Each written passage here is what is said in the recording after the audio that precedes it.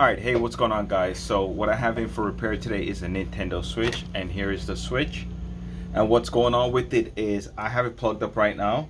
Here is the charger. I had the customer buy a Nintendo charger because they had I think it's called OON, whatever. So either way, got them the charger.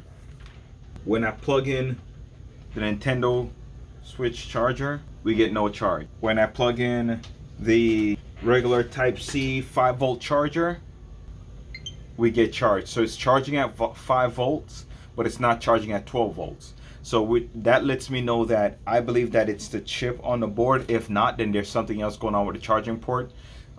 It feels kind of loose, but at the same time, it's not like it's going in and out of charge.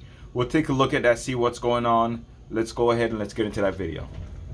Not even sure if that recorded, but if it did, it did. If not, then it is what it is. But I just removed the port, and I'm just doing some.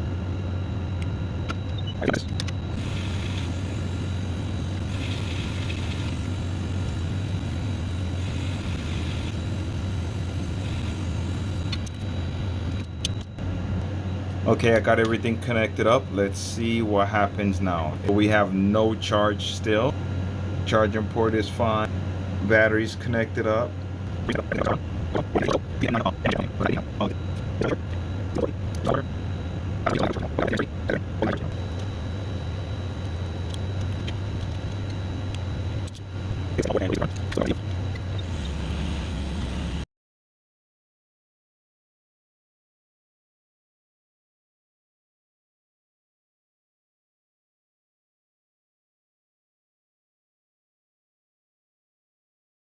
Finished now. It's charging, and I'll show you guys that it's using the original Nintendo charger now, and it's able to charge. So let's go ahead and let's turn the screen on.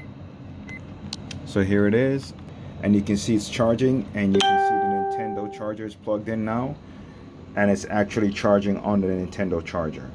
If I plug in the type C charger, it should also charge with that one. So it is charging with that one. And there it is. I don't know what that ridiculous reading is. Let's put it on my other meter and see what happens. All right, so there we go. You can see 15 volt, and that's what it's charging at, 0.64 amps, which is not bad. The battery is low, so as the battery charges up a little bit more, the amps will go up and it'll start charging faster. So thanks for watching, and I will see you in the next video.